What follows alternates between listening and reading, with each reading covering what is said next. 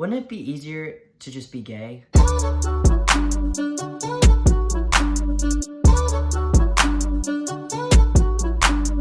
Yo, what's up you guys? Welcome back to my channel. My name is Sam and I'm female to male transgender, 4 years on testosterone and 4 years post-op top surgery. And today we're gonna talk about things you should not say to a trans person. They're pretty common things that are said to trans people, myself included. I am not a person that gets worked up over it, but I do log it and like, maybe you shouldn't say that. It generally just boils down to like lack of education. So that's what I'm here for. Hey, yours truly. Yeah, maybe like don't say these things to trans people. Wouldn't it be easier to just be gay?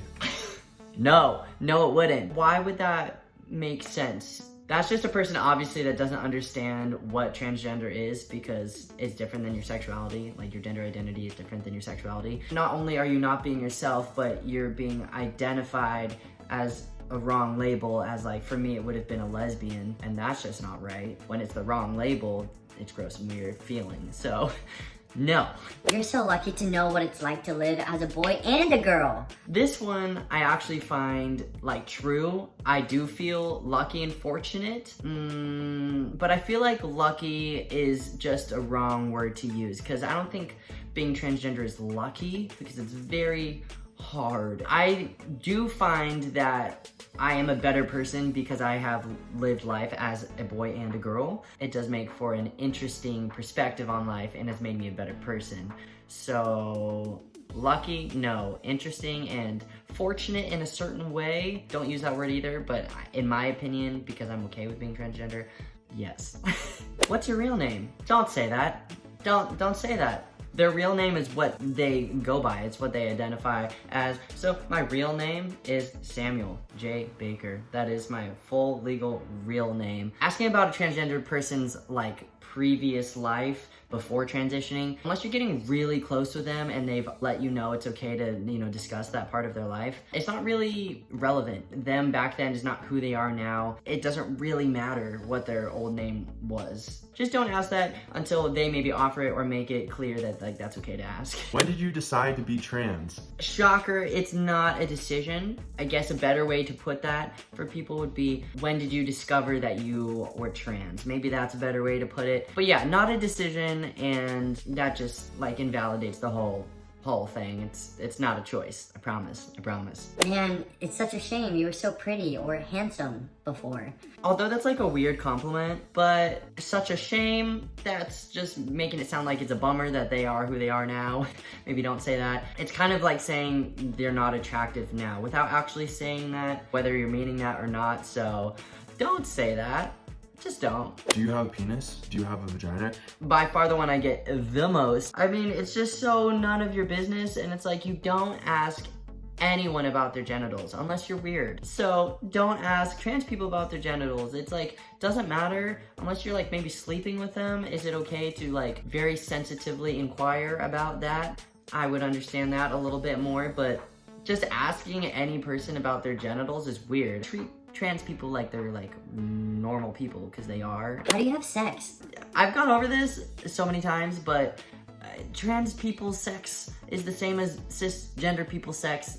Fun fact for people that don't know, cisgender people have like really strange sex, like real kinky, weird stuff goes on. So trans people, probably the least weird. I get why people are curious, but again, it's none of your business. You don't really ask anyone else, like, how do you have sex, unless you're really close with them and you know it's okay. There's such a wide range of what you can do with however you identify with any body parts. It's just those two people's decision on what they want to do with them. So just a weird question. Don't ask that. Oh, so you have a girlfriend. So they're gay? No, they are not gay. I am a man. They are straight. That is how it works. I'll do a whole video on this. There's a whole section of humans that believe if you're dating a trans person, you either have to be bisexual or pansexual. If they identify something else as pansexual or bisexual only because they're dating me, I would be offended, because it's just invalidating like who they are. Okay? Don't say that. You're so brave.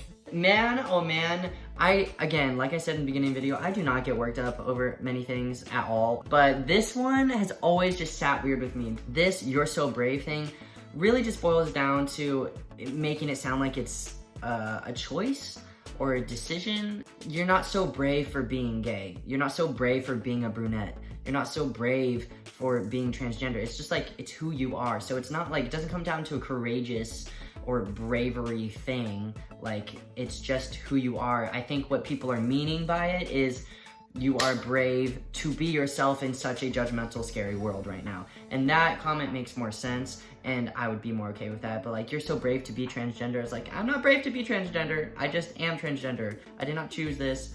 I'm not brave. Like, it doesn't make sense if you think of it that way. Yeah, I'll make a whole video on the backhanded compliments, but that's that. Do you think you'll ever go back? Just don't ask that, because that's kind of questioning whether they are really trans or not. It's just kind of invalidating feeling, because being transgender is so hard, and you know, really committing to accepting yourself as a trans person is very difficult. It's not easy to be transgender. I can't say that enough times. It's not easy in this world right now. So when someone's like, oh, do you think you'll go back? It's like, why on earth would I go back?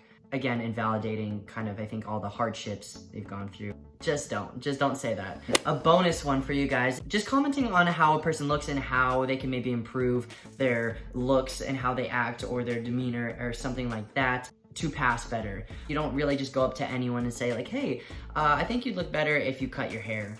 Or I think you'd look better if you lost some weight. Like, you just don't say that to anyone. So to just say that to a trans person, like, trans people just want to pass so well, and they work so hard to pass well, because we don't want more violence, we don't want more judgment, we want to just pass and fit in with everyone else, you know, that's the whole goal. So it's like, commenting on how they can better themselves, it's just weird to do in the first place. We don't really want it. Trust me, there's a lot of effort going into looking and sounding and acting the best that we can to pass. So commenting on it just feels kind of like a stab, just like anyone else. Just don't comment on someone's appearance. It's just not cool and kind of weird. So anyways, those are some things that you should not say to trans people. Again, I'm very chill. I don't get worked up about it, but a lot of people would, and rightfully so. You know, they're not really cool things to say. So I hope this video can help like educate you so you won't say it to trans people. Again, a lot of those also are just either curious questions or you're meaning it from a good place, or, you know, and it all just stems from probably just being less educated, unless you're just, you know, a straight up dick and you just want to be offensive. I guess that's also an option, but I am going to try and believe that, you know, people are coming from a better place, at least in my area. That's true. So anyways, I hope this was helpful. I love you guys. Thank you so much for your support. I'll be back next week with another video. I will talk to you soon. Love you. Adios. Bye.